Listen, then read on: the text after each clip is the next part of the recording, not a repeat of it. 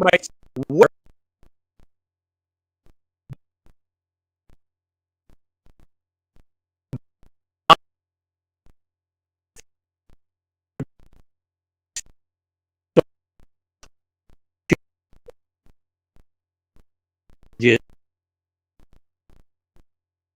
If we is one of Alan, thank you for the invite.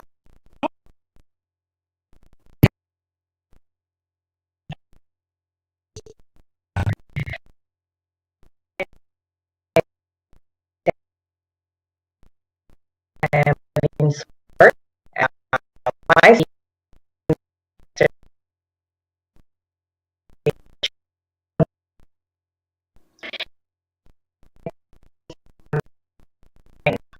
um, pursue a bachelor in social work or psychology, and I'm looking forward for that. So I'm taking it easy, relaxing, and doing all putting. what's the when what's that going to be like? What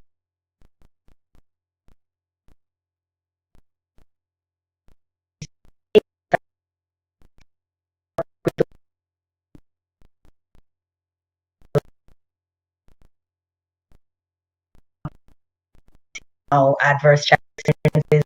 So this right now in the future, I have I will be able to share my experience going through trauma. Okay, you said the Navy, correct? Is that what you said? Yes. Yes. Yes. So why the Navy? Why that? I basically there are a lot of people, there are a lot of problems that are happening in the Navy. For people after getting away from the Navy, they are going through mental problem and they don't know how to deal with it. And what happens is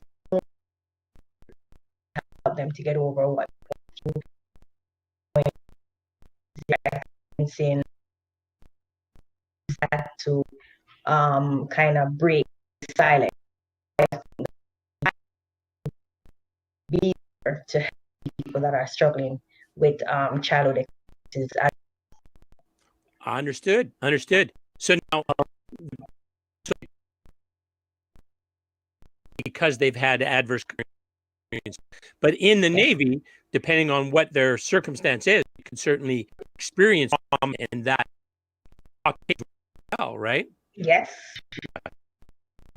If that was the case, then that was still something when them in that environment, you're still going to be of help to them in that environment as well, right? For Definitely. yeah, Definitely. definitely. Yeah, cool, cool.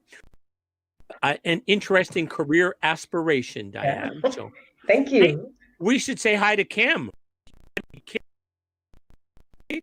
Hi, Kim. Yes. Thanks for Hi. watching. So, we've talked a lot about adverse childhood experiences, and then you were just saying with the people that were that you help, a resource to be a caring person in their lives, that kind of a thing. And that seems to be a very crucial part of reducing adverse childhood experiences or helping reduce the impact of adverse childhood experiences, right? Is that connection with a caring adult. Would you agree? Yes, I agree totally on that. Great. And go ahead. And there are a lot of things we can do as an adult to help to reduce early childhood experience. People who are going through who are having trauma. For example, we need a safe environment because what that environment in is safe. Because if they do not trust you or me, they will be able to open up. So we as adults, I think we need to be a little more open to these children who are experiencing ACEs and be a shoulder for them be someone who they can call on. They can write a letter and even say, hey, Diane, I'm going through this. How can you help me? Without you going and spread it to another adult for them to feel bad. So they need someone who they can trust. Sure, makes really good sense, right? And someone who's not going to judge them, somebody who's just there to listen and excuse me, listen and help and offer advice or support, right? I mean, maybe sometimes there's nothing you can do, but give them a hug and pat on the back kind of a thing, right? True. Depending on the circumstance. So, yeah. True. Yeah. Well, so relationships, we know that that's so important that way. And how do you think, do you have any ideas about how we can get more relationships into child's lives so that they have that support network more? You and I chatted about this the other day when we were talking. Well, no, we didn't chat about this the other day, but Dr. Bruce Perry there, he says that basically back when we were hunter-gatherers, there was about 4 to 6 adults or developmentally advanced siblings or cousins or, grandma, grandpa, uncle for each child. So like 5 or 6 adults for each child to support that child. So for a child's in that environment, they get all the attention and all the care and all, they're all of that, right? And now that doesn't happen so much. So he would say there's a relationship deficit. So how do you think that we might have caring adults to backfill that relationship deficit that a lot of these kids have? You got any ideas of how we might do that? You know what, Alan, that's a great question. And I'm presently doing the brain story certificate, and they talk about the toxic stress that kids are going through. And one of the things that stood out to me was when they said that a child can identify his mother by the breast milk, the smelling of the breast milk. So, as I said earlier, building a relationship with a child is very, very important. So for you and I to have that experience with a child, we have to have that child, sit down with that child, talk to that child, let that child be open to us and tell us what he or she is going through. But at the same time, remember, the brain is where everything starts from. And if that child is not fully mentally developed, that child will not be open to you. So how can we do that? It's by allowing that child to know that whatever you're going through, it's a mental situation. Whatever you're going through, we're here for you. We're here to protect you, because children need to know that someone is there. A back is there for them to lean on. So when we open up our doors physically, we know that we're letting in this child, and we know that at the end of the day, this child might be going through a mental situation, but you're not there to judge the person, but you're there to uplift that person. So we opening up our doors and our mind to allow that child to open up to us, we will know that we're on the right track. Got it. And back to the brain development part. We've talked about this before, and I'm just going to summarize it for our viewers. Okay. So Dr. Bruce Perry would say that the brain develops from the brainstem to the diencephalon to the limbic to the neocortex. So that's the way that the brain develops. And a child who has experienced trauma at the point in their youth could be where they're caught, if you will, in their brainstem. They can't access the other parts of their brain that are more sophisticated, that have more reasoning capacity to them, that have more intelligence there, right? If you're stuck in the brainstem part of your brain, you're operating more as almost like an instinct, right? More so than thinking what the right response is. So that's what you're talking about, Diane, in terms of the brain development, right? That if a child gets interrupted in that level of development, that's going to be a big barrier for them to have a good life, unless people who care, people who have some skills that intervene and to help them with that, right? So agree. Yes. So you work with kids at Sunday school on Sundays, right? Yes, I do work with kids Tell us growing about up. that. Yeah, tell us about that. Okay, so I work with kids ages from 8 to 18, 19. So basically, I meet with them on Fridays, but because of the pandemic now, we can't really host meeting. But once in the month on a Friday, I do Zoom meeting with them. So basically, my what we discuss, we don't only discuss stuff about the Bible. We discuss everyday life, things that are happening. Because what these children want to know is that they can talk to you about things that are happening in the classroom, things that are happening at home. They might not want to talk to their teachers, or they might not want to talk to their parents, but they see you as somebody who they can trust and open up with you.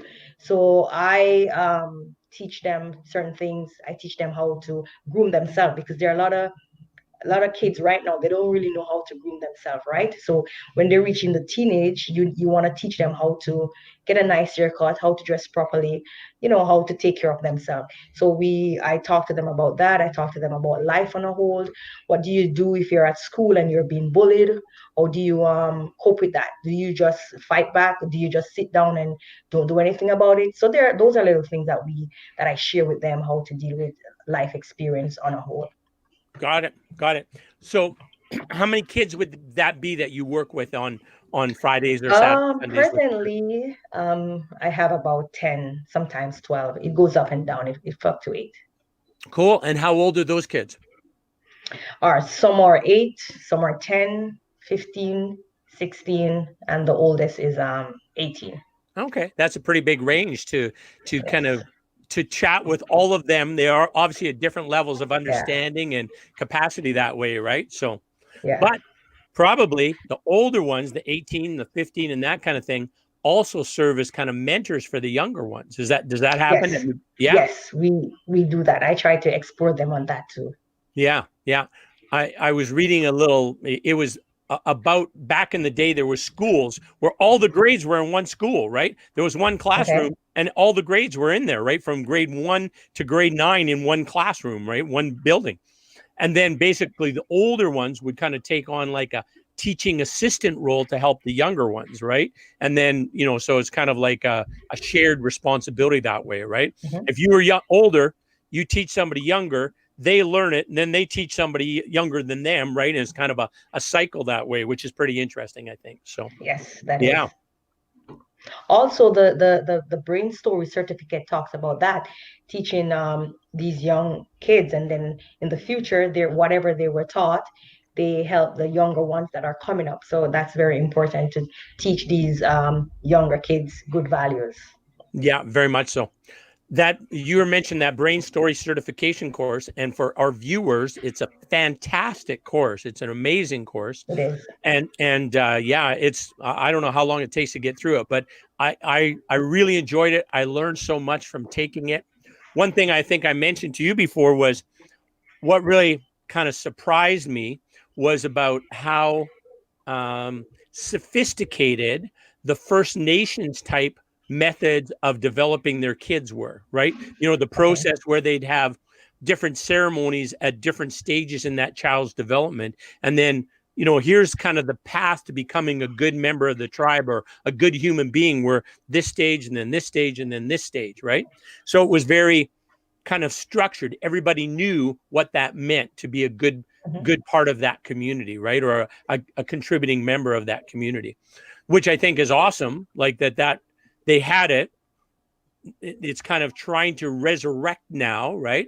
Okay. Which is good. Like, I mean, that their culture has a lot of very good, admirable type things that we might be able to copy and use to make our community better, no matter what. If it's First Nation child or a Black child or a white child, it doesn't matter. Mhm. It might be something that would be applicable to all kids, is what it might be. So yeah. Another thing I want to touch on, Alan, is maybe our viewers are asking, who are the persons that ACEs affect.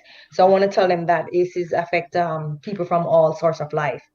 But the ones who they basically affect now are low income individuals, people of color, those identify as gays, lesbian, and bisexual. Because what happened is these people, they don't have anyone to talk to. No one really want to hear what they're going through. So it affects these people, especially those of color, those the gays and the lesbian and the bisexual. Because when someone want to talk, when they want to come out to talk, no one really want to hear like, okay, that person is bisexual, I don't want to hear his lifestyle. And so they run with the motion, thinking that no one really cared for me. So ACEs affect these people because we don't have people who really genuinely want to be a part of these people's lives. So it affect them. And then it even affect them where it reach the point where they just sit down and eat and put on a lot of weight, or some of them think of killing themselves because no one really want to be there for them. So I just want to tell our viewers that ACEs, it affects anybody, but most of the people that are being affected are people with low incomes and people of colors and those who are gays and bisexuals and lesbians. Yeah, no, makes really good sense. I mean, they're if somebody views them as different and things they don't understand, they're not going to want to talk to them. Well, then now those people don't get support, right? And one thing too, like with COVID is something that certainly is more impacts women than men, right? Like the reality is women are in the caring occupations, childcare and nursing care and social work and end of life type care, those kind of things. And all of COVID really makes it impacts those occupations more than any other occupation, really, even in terms of the hospitality industry and stuff like that, where most of the people that work in that industry are female. Well, then if they don't have work anymore, well, then that's a big challenge, right? So yeah. Makes sense. And also another question that they might ask is, can ACEs be prevented? Yes, ACEs can be prevented. A safe and a stable and nurturing relationship and an environment can positively impact our children. And who experience ACEs and help? All we do that is basically build a safe environment for our children that are coming up, because there are a lot of people out there that are going through trauma and we don't even know. No, there are a lot of countries that have people that are experiencing trauma and we don't know. Someone might be walking beside you on the street and that person is going through bad situation at home and that person doesn't have anyone to talk to. But how do we mitigate the situation is create a safe environment, create a place where these people can come and talk with people that can help them go through their situation that they're going through. Right. Yeah. No, makes really good sense. Yeah. And poverty, when you mention about poverty, I mean, you think about if you're in a situation, like, first of all, parenting is hard work. Parenting is hard work in perfect circumstances, right?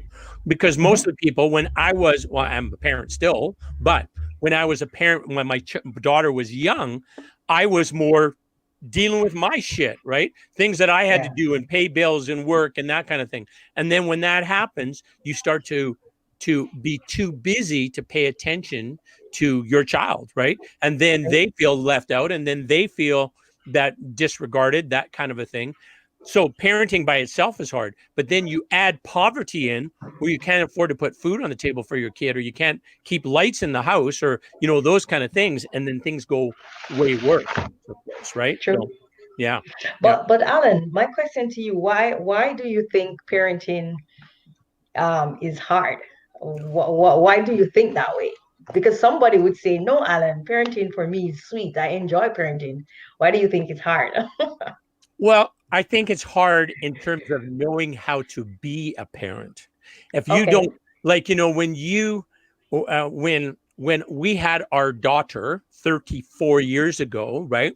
We're in the hospital and they give you this beautiful little child and it's like now what? I don't know how to take care of this thing, right? So then you got to learn a bunch, right? And you don't always get it right. And you're also maybe you should be really, really focused on that child and making sure that child gets everything they need. But maybe you're distracted with your stuff, right? Oh, I got to call this client back and I got to do this and this broke and, you know, those kind of things, right? Where you get distracted in it. So that's why I think parenting is hard. And way harder now with COVID, man, where you got kids at home all the time and maybe you're not working where normally you were, or you're in a situation where there's a lot of screaming and hitting and such like that, and you can't leave that environment because of COVID, right? You know, there's people who are trapped in those situations now that they don't even bother reporting it because how are they going to get out of it, right? So it's a big problem that way. So I agree. yeah. I agree. Mm-hmm. All right. How far are you along on the brain story certification course? Oh, the brain story, I'm on model 8 now. Okay. Yeah, Got it. pretty. I like it. It's decent. It's nice. Good. Good. How many modules were there in that in total? It's 20 in total. Yeah. Yeah. So you're working through it, learning lots. Yes, I am. I am learning a lot.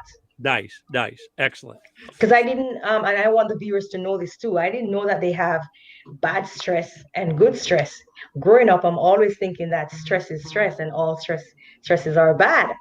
But doing the certificate, I realized that there are bad stresses and there are good stresses. Sure. Yeah. Yeah. Like, and so good stress would be what? Something that challenges you, but doesn't Yes. overwhelm you. You can still rise. Like public speaking. Do you do public speaking? You've done some of that, right? Yes, I do. I do The that. first time you were really scared, I bet, right? Oh, yes. But that was good stress, right? Because you practiced, you thought about it, you rose to that challenge, right? That's Yes. good stress. Bad stress Yes. is if you would have crumbled up in a ball and started crying, that would have been that you couldn't have handled that level of stress, right? But Even being on live now is a good stress. is it good stress? Okay, good, good. All right. So what other things in terms of resources have you learned about, Diane, that surprised you in this journey that we've been talking about this for the last couple of months? To be honest with you, I've never heard of ACEs. It's since I met you, I heard about ACEs. Since I've like And talking about it all the damn time, right? Yeah. Okay. yeah, and I even shared it with my friend Kim, who is watching. I shared it with her what ACEs are, and a few of my other friends. I shared that with them too. So this has opened up my eyes, and it has really given me the privilege to want to study more, like what is ACEs really, what causes people to go through trauma. There are people who are walking around and they're depressed. What causes that? There are people who their parents have been through divorce and it's still affecting them until today, and that's a part of ACEs too. So that's this knowing, for me, knowing about ACEs is, it's a plus. And it's challenging too, because there are a lot of researches to find out which country, what are these countries doing, and those are things that I've learned, and I'm willing and able to tell others about it, what I Yeah. have learned. Right. And that's super important to share that messaging, right? You didn't know anything about ACEs. So now you tell other people about it. And then that raises the awareness of that, right? And then I think that leads to more people saying, hey, we got to solve this. We got to make this better, right? Because, wow, like I'm thinking if we can make life better for, let's say, a 5-year-old, let's say one of your Sunday school kids, right? And they're 5 years old and we make their life better today. Well, that's going to be an investment that's going to pay dividends for 20, 30, 40, 50 years, right? For a long time, the benefits of that intervention are going to come to fruition, right? And then further to that, the more people that we help in that manner, the stronger our community is with people who have the capacity to have good lives and are happy and are healthy and are making a difference, right? So I think that's a huge community investment as well as an individual investment. So yeah. True, I agree with that. Cool. But it's a great topic. It's um it's something that I think every, especially parent too, should know, because they will have kids with them in the home that are having some sort of trauma, and they don't know that it falls under ACEs.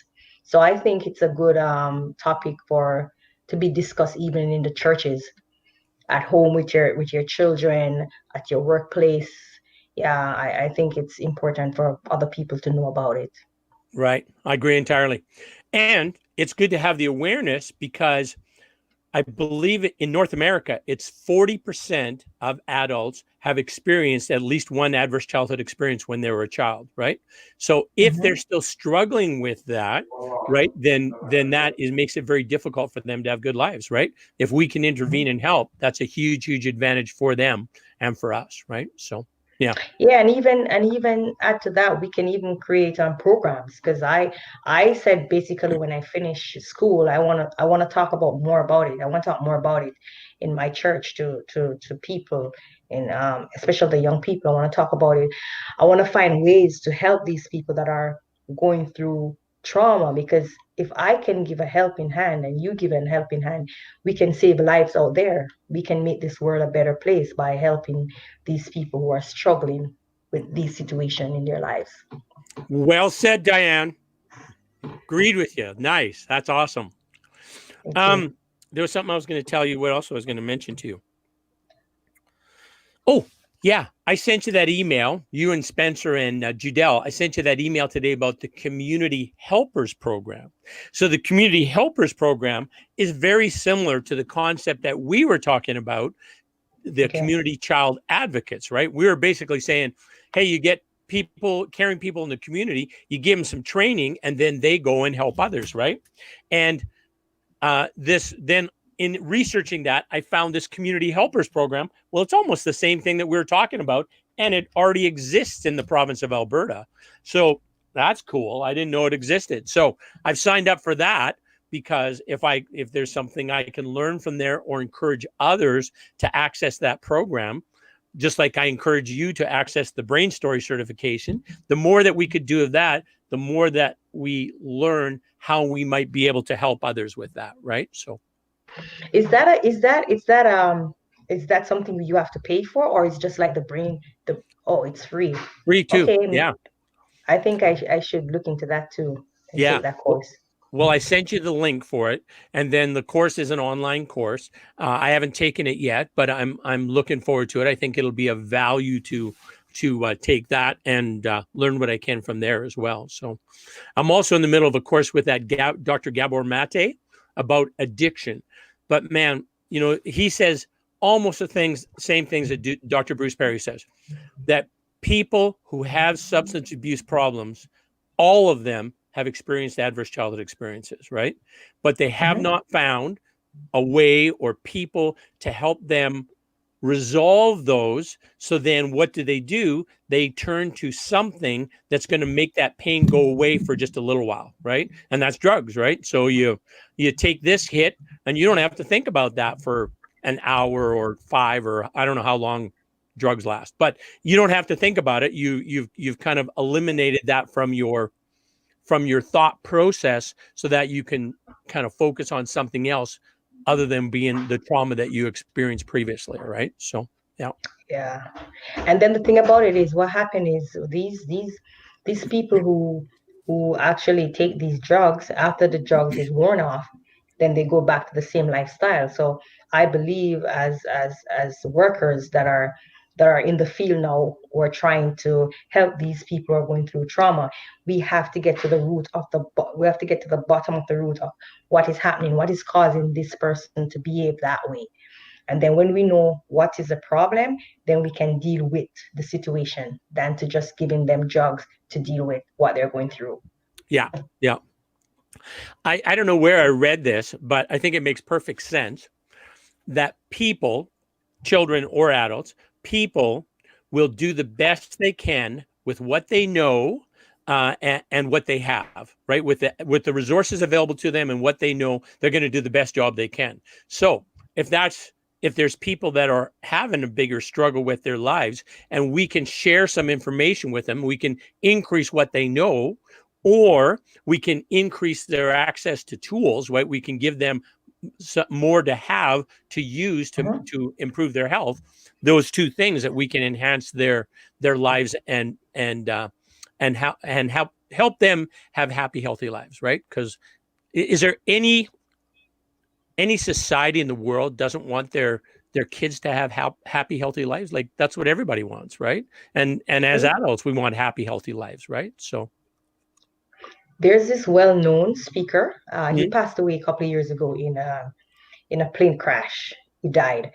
I'm not sure if you know about him. Miles Monroe, Don't know about him. Tell me and about him. he's from Bahamas, and he's a motivational speaker. And he said something. I always watch his stuff on YouTube, and he said something that's very important. A quote. He said, "When we die, let us die empty." And he said that means you want to know that you use yourself, you use your talent and your gift to help somebody along the way. So I want to use that quote tonight and said, when I die, I want to die empty. I want to know that the gift and the talent that I have to help somebody, I want to know that I am helping that person with that gift and talent. And um, if it takes a long journey, it will happen. But as long as you focus and put your mind to it, then you will be able to help whosoever is going through a situation. Yeah, that's a good one. All right. That when you die, that you die empty. Yeah, I like that. Yeah. Yeah. That's also, what do you think of this? I was chatting with a guest the other day there, a week ago, and we were saying that his thing, and now I think it makes sense to me, is that we are a spiritual being who's having a human experience. So right now, we came into the world as spirit. Now we're in this body, right? And then we have this human experience. And when we die, we return back to spirit. So we're basically spiritual beings having this human existence. Do you think that makes sense? It does because a man, and when I said man, it's neither male or female. It's just a man on a whole. Right. It's the way we were created. We were created with a body, soul, and spirit, right? So when the spirit, when you die, your body goes back to the ground. Your spirit and your soul go back to your creator. So I do agree with what the person said to you. Right. Now, his perception of creator is probably a little bit less a big guy with a white beard in the Bible. His It's probably a different little from bit you and different than I. that. Yeah. But it is certainly in terms of that there's this spirituality that encompasses all, right? It encompasses all living things kind of a thing, right? That's kind of Mhm. his vision of spirituality, right? So which Oh, it doesn't change the thought process. You know, you were spirit, yeah, now you're going to be back to spirit kind of a thing. It doesn't change that yeah. process.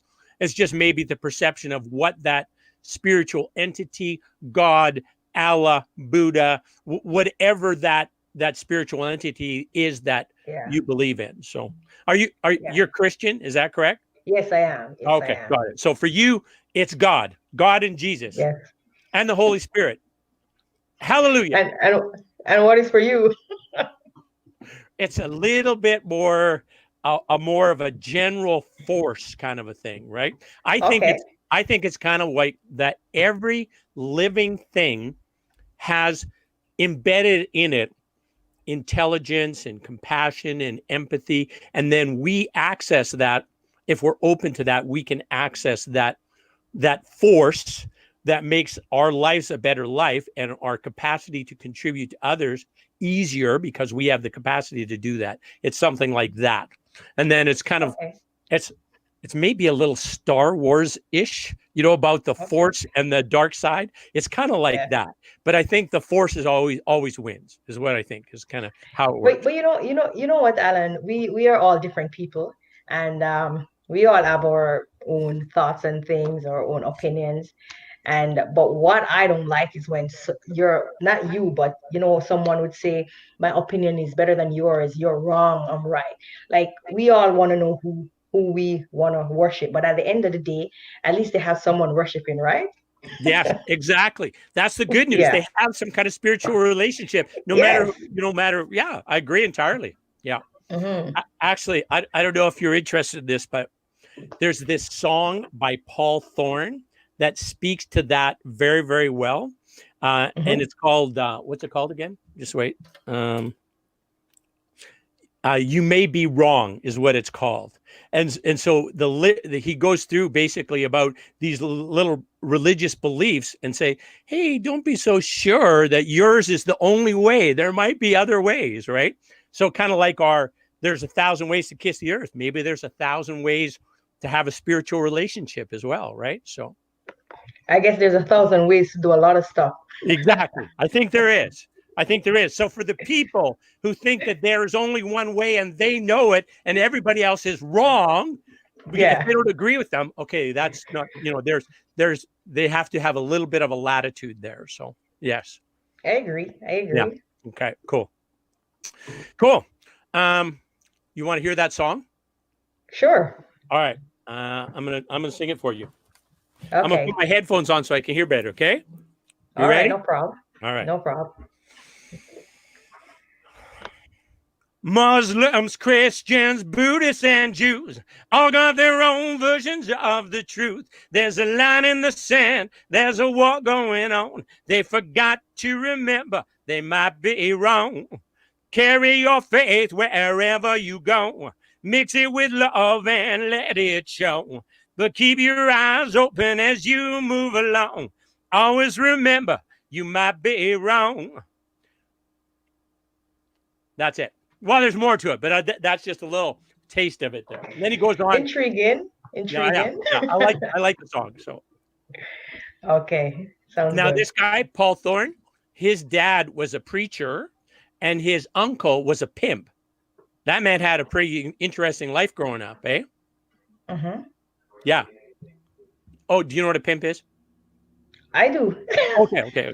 Well, I just like you're like you Jamaican is your first language, right? Correct? English patois. English what? In Jamaica we speak the patois. Patois? Patois. Patois. Yes. Okay. What does that mean?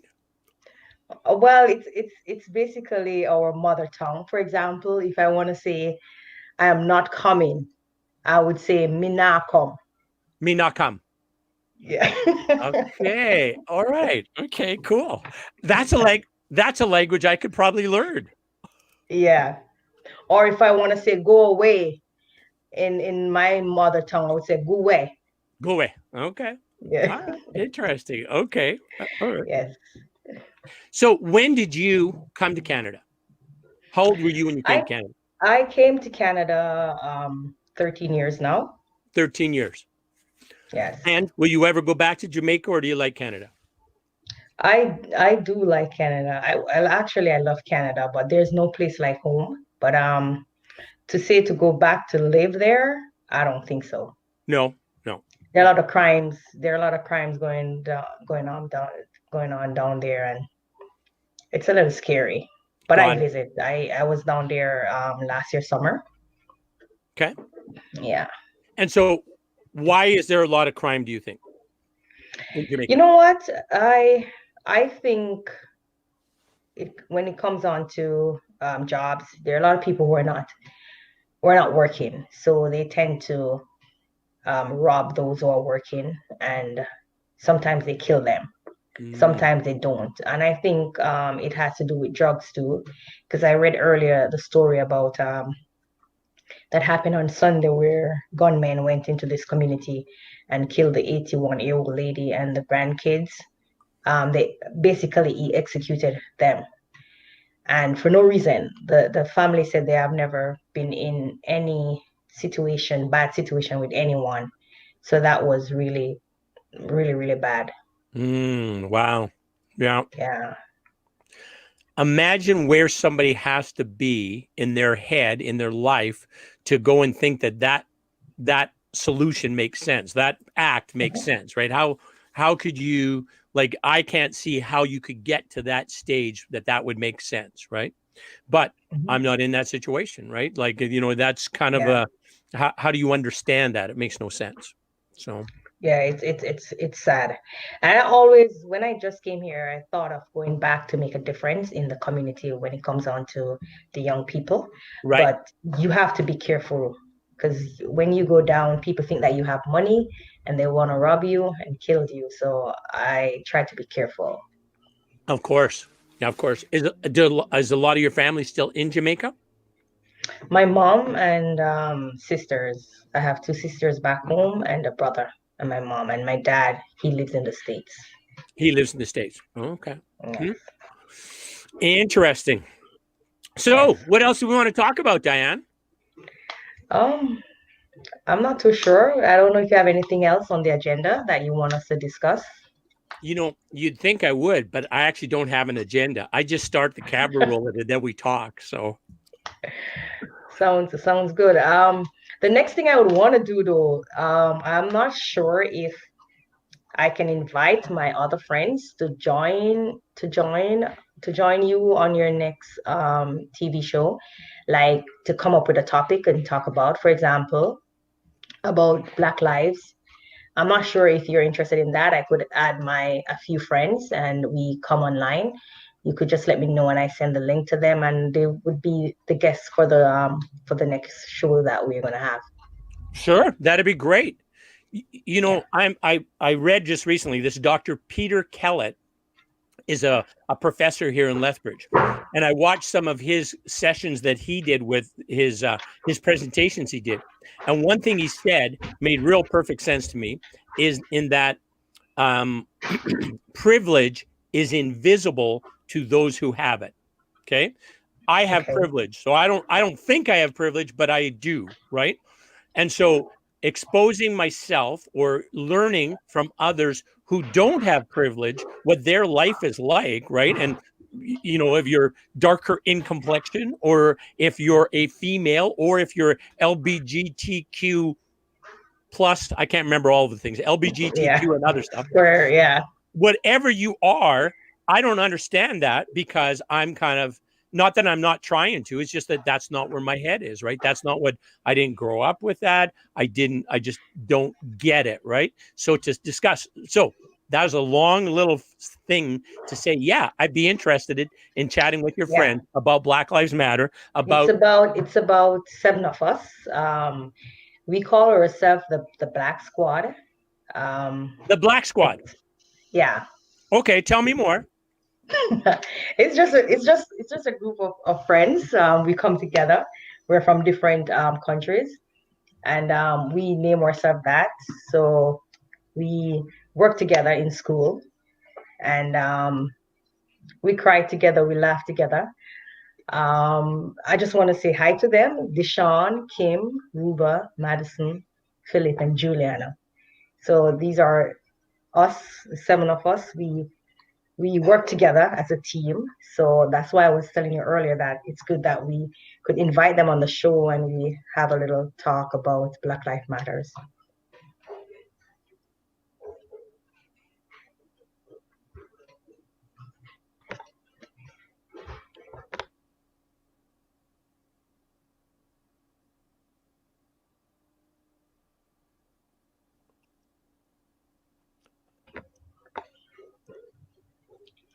I think your camera was a Hello? little, I think your camera was a little frozen. Yeah, well, yours too. We had a little drop in internet there where we both Oh, went off. So, but we're oh all yeah, back. So you were telling me there's seven of you. You're all black, yeah. obviously, right? To be the Black Squad, and Yeah, then but you we're come. only one person who's not black, but she's in the squad. So how did you let her in if she's not black? How did she make the cut? You know what? It's just a mistake in terms of the name that we had was supposed to be the block, as in choosing our block for school, and it ended up Okay, turning into black instead of block. It ended up turning into black. So that's how we actually came up with the name Black Squad. But you will learn more about them on the show when you send out the link for me to get them on. But I'll discuss it with them, and then sure. we'll take it from there, and I'll let you know. Yeah, that'd be great. I'd love to have that chat. I'm sure I would learn a bunch, right? So that's good. Yes. That's good. So what does your group do? You get together and We do a lot of stuff. We haven't been meeting up with each other because of the pandemic, but right. normally when it's the ending of the semester, we will meet and have dinner, have fun, take pictures. We'll talk about anything that affecting us, life on a whole. So yeah, those are friends that I met while I'm studying. Got it. Got it. I met this young Black woman in Lethbridge. Her name's Iso Ogumbor. And I met her through Rotary. And then one thing she said to me, she said, "Yeah, you're like my favorite old white guy." I said, "Oh, well, thank you, I guess." Oh, that's nice. That's a Yeah, good that was a compliment. nice compliment. Yeah, exactly. I don't know if I needed the old part of that, but that's okay. It's true. Yeah. So yeah. Yeah. Cool. Well, I would enjoy doing that. I think that would be great. Yeah, Yeah. you'd like it. You'd like Good. it. Good. Yeah, we will do that. I generally, it doesn't have to be at this time, but I generally do this 7, my time 7, your time 9, 7 p.m. on Wednesday nights is normally what I do. So it doesn't have to be Okay. then. We can choose a different time, but that's normally Okay. when I do this. So yeah. I'll find out from them, and then it will be a good exposure for them. Yeah, It'll be a sure. good, yeah. So Yeah. I'll find out from them and then keep you posted. Okay, so maybe I could be like an honorary member of the Black Squad for a night, right? Would that be okay? Sure, Yeah. sure, that would be fine for you. Okay, cool. That's good to hear. So, Yes. all right. So, anything else we should share with our viewers about what we learned about ACEs?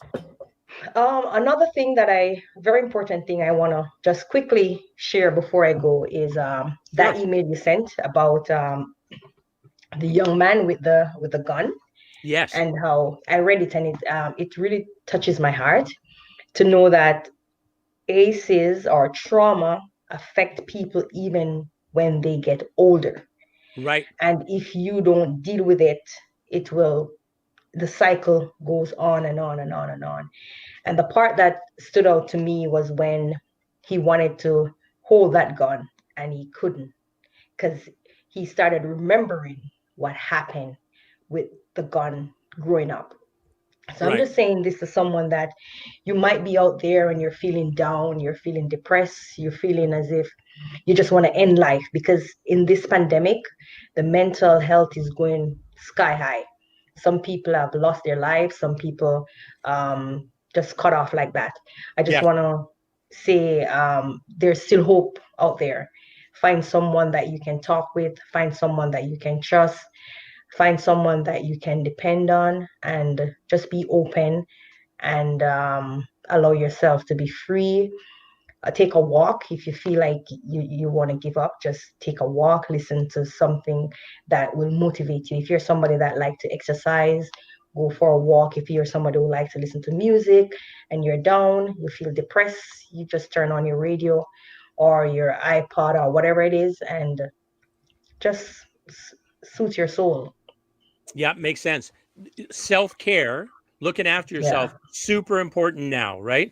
Because yeah, like what COVID has really revealed is the people who are kind of like on the edge already, right? You know, that their employment was maybe a little tenuous, their health is a little bit tenuous, their income's a little tenuous. Then this comes along, and now like life is really bad news for them, right? Like it seems yes. like, I don't know if you know this, but my day job is I'm an employee benefit specialist. So I help companies set up programs to keep their employees healthy, right? Employees and their dependents healthy. And then those programs, the employers fund them to keep their employees healthy and the families healthy so that those folks can have better lives, but then also so that that employee has the capacity to serve, like he has the health, he or she has the health and well-being that they could serve the customers well, right, for that employer. So that's kind of what those things, those that I do that way. And um and I've been checking in with my clients, just say, hey, how are things going? And how's things working? The vast majority of them, they've adjusted and they're doing okay, right? Like life is Mhm. all right. But there's probably about a third of them, things are very, very challenging now, right? There's another third, like me, it's actually better. Life right now is better because I have more time to do self-care, to meditate, to sing, to spend some time in the hot tub, to cook with my wife, to do things like that that in the past I never had time to do. So now I have this extra Yeah, time on my hand and my days are pretty damn pleasant, right? And I'm glad my days are pleasant. I hope that I can also be of value to others whose days are not so pleasant right now. So Sounds yeah. good. You know what, Alan, quickly too. I want you to, I remember when I just met you, you sent an email saying, talking about your personal vision. I want you to just share with your viewers and your listeners what that means to you. So those who really want to feel like giving up, when they think of those words, they will feel a little better.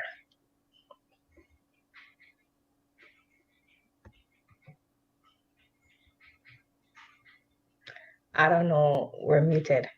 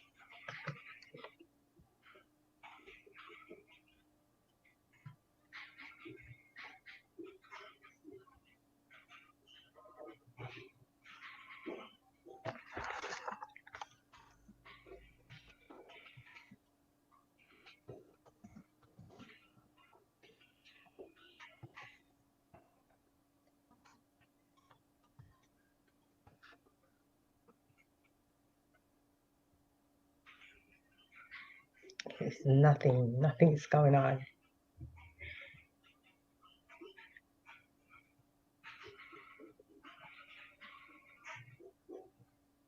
I'm not hearing nothing.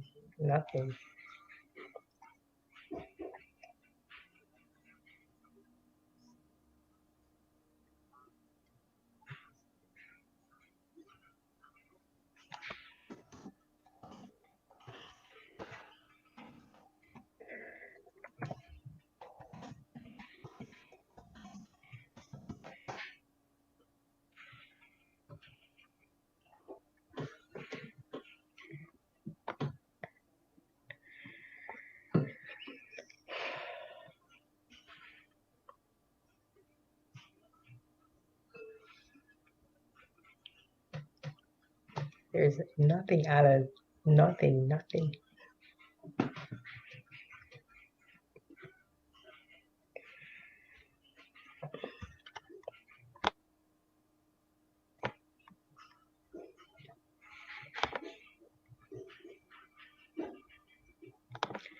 Alan, there's no sound.